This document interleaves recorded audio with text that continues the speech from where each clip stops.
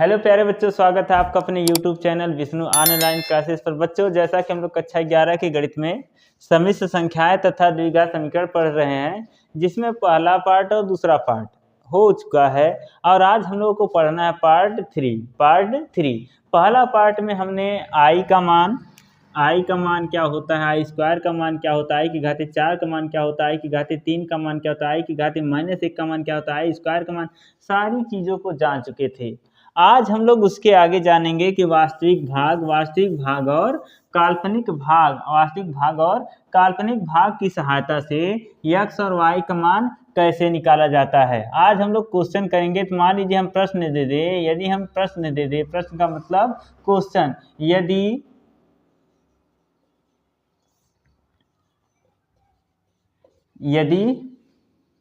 2x plus आई bracket में 4x minus Y, यदि 2x plus आई bracket में 4x माइनस वाई बराबर 4 प्लस आई -8 है तो x और y के मान ज्ञात कीजिए। प्यारे बच्चों, इस पर एक उदाहरण इसका हम बता चुके थे पिछले वीडियो में। इसका एक उदाहरण हो चुका था, आज हम उसी के आगे चल रहे हैं। सवाल दिया है, यदि 2x प्लस आई ब्रैकेट में 4x माइनस वाई बराबर 4 प्लस आई -8 तो x और y के मान ज्ञात कीजिए। तो कैसे निकालेंगे? तो समीकरण है 2x प्लस आई ब्रैकेट में 4x माइनस वाई बराबर क्या है, 4 प्लस आई -8। अब देखिए क्या करेंगे, वास्तविक भाग और काल्पनिक भाग की तुलना कर देंगे। वास्तविक भाग और काल्पनिक भाग की तो लिखेंगे कैसे, वास्तविक भाग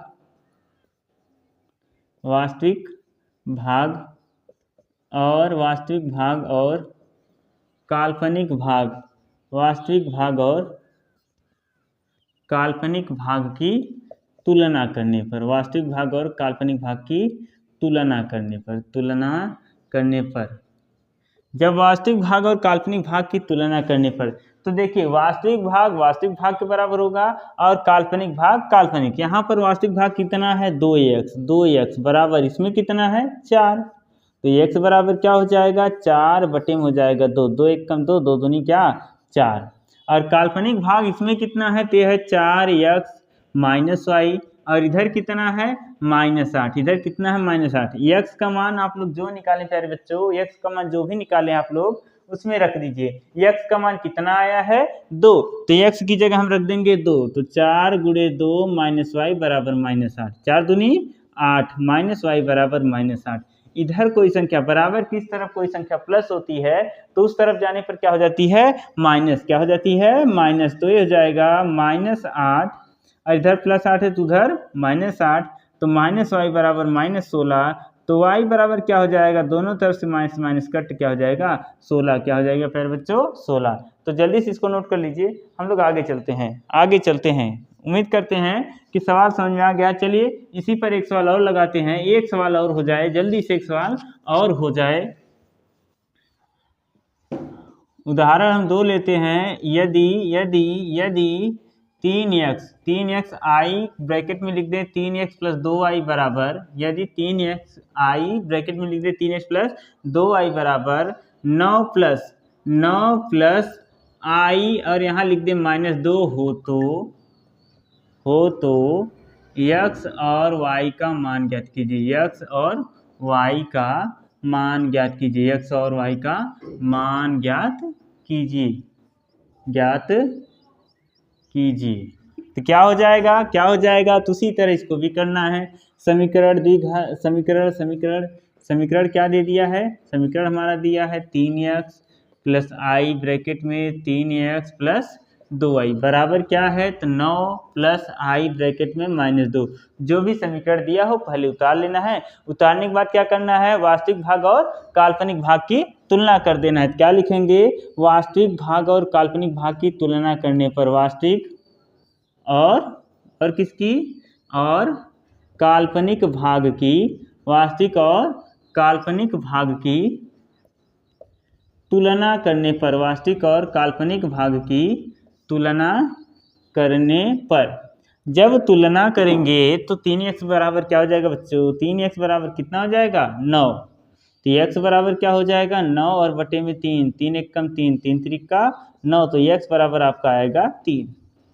इसी तरह यदि 3x plus 2y, 3x plus 2y बराबर -2 रख दें, 3x प्लस 2y इधर कितना है? -2, तो x का मान कितना है? 3 प्लस 2y बराबर -2, 3 त्रिका 9 प्लस 2y बराबर -2, इधर कुछ नहीं प्लस मानते उधर जाएगा तो माइनस, तो 2y बराबर हो जाएगा, 2y बराबर हो जाएगा -2 और -9, 2y बराबर 9 2 कितना हो जाएगा? 11, तो y बराबर आएगा -11 बटे में 2। तो जल्दी से इसको नोट कर लीजिए, फिर हम लोग चलते हैं अगले टॉपिक पर जल्दी से नोट कर लीजिए। अब आइए चलते हैं हम लोग अगले सवाल पर। अगला सवाल पर क्या लिखेंगे? निम्नलिखित को सवाल यदि दे दे, प्रश्न हम लिखते हैं निम्नलिखित को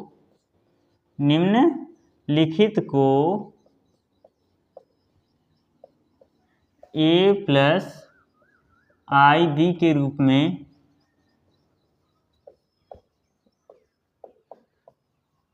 लिखिए। निम्नलिखित को a प्लस आई बी के रूप में लिखिए। पहला सवाल जो है, पहला सवाल यदि हम ऐसा दे दें -5i और अगले ब्रैकेट में लिख दे 1/8 आई, -5i और 1/8। इसी तरह दूसरा सवाल हम दे दें, दूसरा सवाल क्या दे दें? -i 2i और तीसरे के ब्रैकेट में दे दें -1/8 आई, -1/8 के घाते 3। इन दोनों सवालों को हमें लिखना है a प्लस आई बी के रूप में, a प्लस आई बी के रूप में, मतलब इसका वास्तविक भाग निकालना और काल्पनिक भाग। प्यारे बच्चों आइए चलते हैं, सवाल को एकदम आराम से करना है, मुस्कुराते हुए।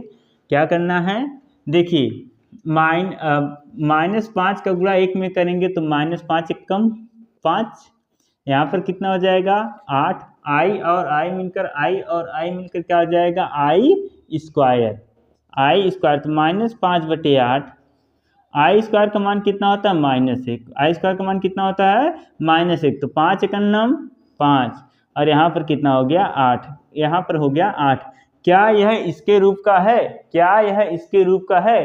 तो आप लोग कहेंगे नहीं गुरुजी, इसमें तो आई आया है, इसमें कहीं आई दिख नहीं रहा, तो इसी को हम लिख सकते हैं 5/8। आई जो नहीं दिख रहा उसको 0 के साथ जोड़ लो, 0 आई, अब इसके जैसा हो गया।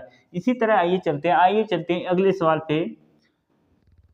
देखिए, -i यहाँ पर कितना हो जाएगा? 2i, इसका क्यूब करेंगे तो -1 8 64 8 512 आई के घाते 3। तो देखेंगे आई का 2 से काटेंगे इसको तो कितना हो जाएगा? 256। कितना? 256। ते हो गया आपका 1/256।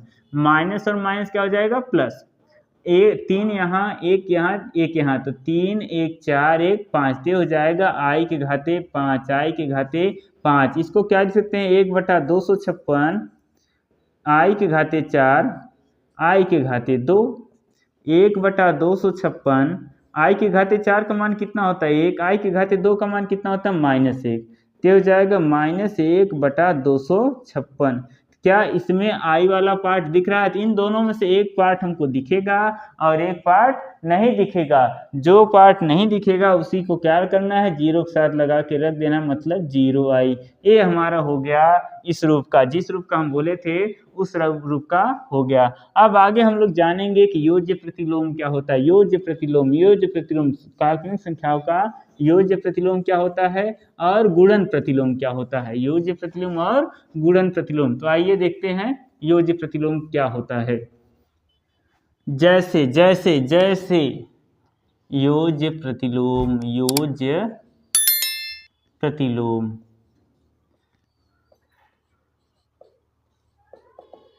किसी संख्या का योज्य प्रतिलोम क्या होता है? योज्य प्रतिलोम बोल दे या गुणन प्रतिलोम। गुणन का मतलब गुणा करने पर, योज्य का मतलब जोड़ने पर। जब योज्य प्रतिलोम बोलेगा तो कोई ऐसी संख्या सोचे जिसको जो दी गई संख्या उसमें जोड़ा जाए तो शून्य हो जाए। कितना हो जाए? शून्य। और गुणन में क्या होता है कि कोई ऐसी संख्या सोचिए जो दी गई संख्या हो, यदि उसमें गुणा कर दें तो 1 हो जाए, तो उसे हम क्या कहेंगे, गुणन प्रतिलोम। मान लीजिए हम पूछ दें कि ए का बताइए, ए का योज्य प्रतिलोम क्या होगा, ए का योज्य प्रतिलोम क्या होगा। जल्दी से कमेंट कीजिए, जल्दी से, वीडियो शेयर नहीं किया शेयर कर दीजिए। ए का योज्य प्रतिलोम क्या होगा। देखिए, या तो ऐसा याद कर लीजिए, बस चिन्ह बदल देना है, चिन्ह बदल देना प्यारे बच्चों, चिन्ह बदल देना है। यदि यहाँ प्लस रहेगा तो योज्य प्रतिलोम जो आएगा यही सेम संख्या जो यहाँ रहेगा वही आएगा, बस प्लस की जगह क्या कर देना है, माइनस। क्या करना है, माइनस। क्या करना है, माइनस। ये हो जाएगा -a, क्या होगा, -a, क्या होगा, -a। मान लीजिए हम अगला क्वेश्चन दे दे 3x + y, 3x + y का योज्य प्रतिलोम पूछ दे, 3x + y का योज्य प्रतिलोम क्या होगा, 3x + y का। तो जल्दी से आप लोग बताएंगे 3x + y का योज्य प्रतिलोम क्या होगा। तो यहाँ पर कुछ नहीं, क्या मानते हैं, प्लस। योज्य प्रतिलोम में क्या करना है, चिन्ह को बदल देना है, जो प्लस रहेगा माइनस करना है, जो माइनस रहेगा वो प्लस। तो हो जाएगा -3x + y। अब इसी माइनस को अंदर भेज देंगे तो हो जाएगा -3x और -y, -3x और -y। यदि हम कह दे कि माइनस करड़ी में 2 माइनस करड़ी में 2 आई, -2 माइनस करड़ी में 2 आई, या तो इसको हम प्लस ले लें, का योज्य प्रतिलोम क्या होगा, का योज्य प्रतिलोम क्या होगा। तो योज्य प्रतिलोम पूछा है तो बस बताएं कि चिन्ह को बदल देना है, जो माइनस रहेगा प्लस और जो प्लस रहेगा वो माइनस। तो हो जाएगा 2, और ये प्लस में दिया गया है तो क्या कर देंगे, माइनस। तो करड़ी में 2 आई, 2 माइनस करड़ी में 2 आई, ये होता है योज्य प्रतिलोम। मतलब ऐसी संख्या चुनना है जिसको उसी में जोड़ दे तो आंसर कितना होना चाहिए, 0 हो जाना चाहिए, तो उसे हम क्या कहेंगे, योज्य प्रतिलोम। योज्य प्रतिलोम का मतलब होता है कि किसी संख्या को उसमें जोड़ दिया जाए तो उसका मान कितना हो जाना चाहिए, 0। कितना होना चाहिए प्यारे बच्चों, 0 हो जाना चाहिए, तो उसे हम क्या कहेंगे, योज्य प्रतिलोम। अब आगे हम लोग जानेंगे कि गुणन प्रतिलोम क्या होता है। क्या, गुणन प्रतिलोम, गुणन प्रतिलोम।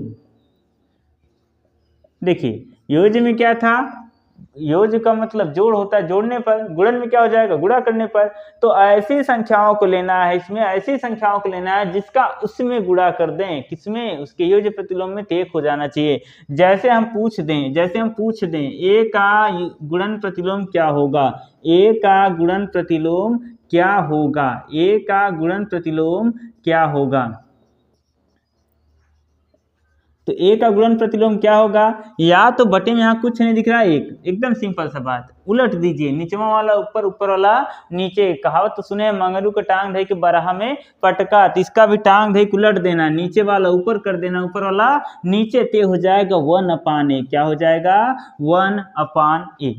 मान लीजिए हम कह दे 20 का गुणन प्रतिलोम, 20 का गुणन प्रतिलोम क्या होगा, 20 का गुणन प्रतिलोम क्या होगा। तो 20 का बटे में कुछ नहीं, क्या मानेंगे, एक मंगरू कटांग दे के बराहा में पटका, पटक दो, क्या हो जाएगा, 1/20। नीचे वाला ऊपर और ऊपर वाला नीचे। मान लीजिए हम पूछ दें -15 का गुणन प्रतिलोम, -15 का गुणन प्रतिलोम क्या होगा, -15 का गुणन प्रतिलोम क्या होगा। तो यह कितना हो जाएगा, तो बटे में कुछ नहीं, क्या बोलेंगे, 1, पलट दो, तुरंत पलटो, क्या हो जाएगा, -1/15। क्या हो जाएगा, -1/15। यदि हम कह दें कि 3x + y का गुणन प्रतिलोम क्या होगा, 3x + y का गुणन प्रतिलोम क्या होगा, किसका हो जाएगा, 1/3x + y। क्या हो जाएगा, 1/3x + y। तो जल्दी से इसे नोट कर लीजिए, फिर हम लोग आगे चलेंगे।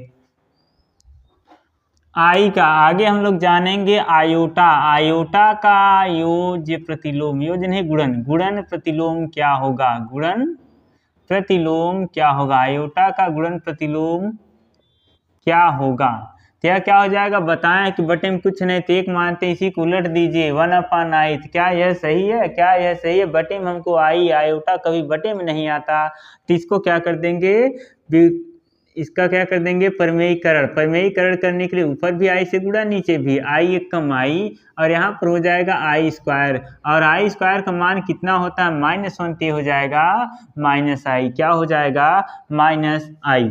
अगला क्वेश्चन यदि हम दे दें 3 - 2i, 3 - 2i का गुणन प्रतिलोम क्या होगा, 3 - 2i का गुणन प्रतिलोम क्या होगा, गुणन प्रतिलोम क्या होगा, क्या होगा, जल्दी जल्दी बताइए क्या होगा। इसी को क्या करना, बटे में लिख देना, तो 1/3 - 2i।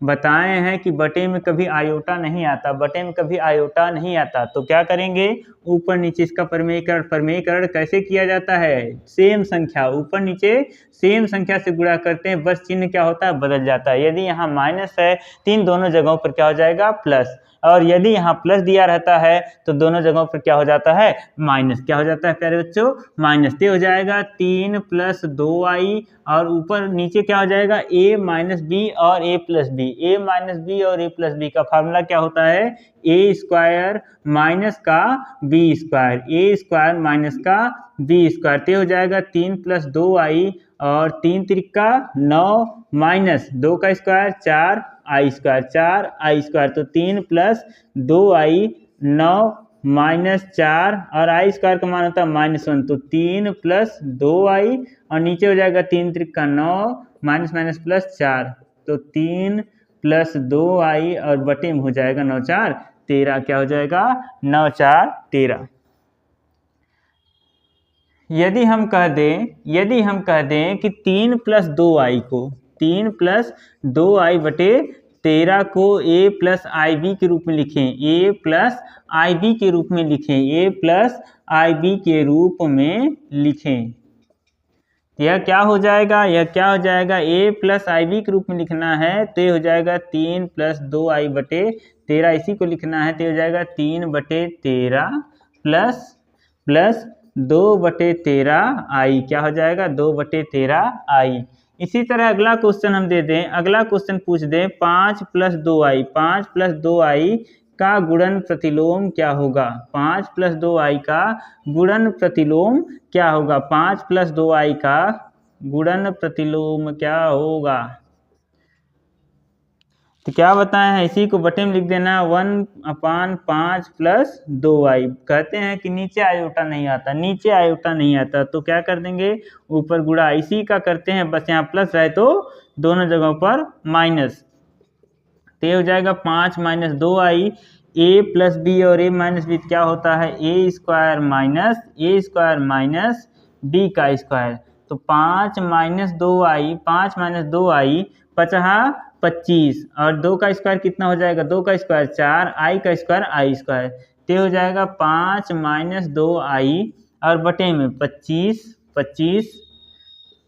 -4, i² का मान कितना है, -1, तो 5 - 2i बटे 25, माइनस माइनस क्या होता है, +4, तो 5 - 2i बटे 25 × 4 = 29। क्या हो जाएगा, 25 × 4 = 29। तो एक सवाल आप लोगों के होमवर्क देते हैं, एक सवाल आप लोगों को होमवर्क देते हैं, तो आप लोग करके कमेंट बॉक्स में कमेंट कीजिएगा किसका आंसर क्या होगा। मान लीजिए हम क्वेश्चन दे दें 2 - 3i, 2 - 3i, यह आप लोगों के लिए होमवर्क होगा। 2 - 3i का गुणनफल प्रतिलोम, गुणन प्रतिलोम क्या होगा, गुणन प्रतिलोम क्या होगा। तो इस सवाल का आंसर आप लोगों को कमेंट बॉक्स में देना है। और आज के लिए बस इतना ही, मिलते हैं आप लोगों से अगले वीडियो में, तब तक के लिए जय हिंद, जय भारत।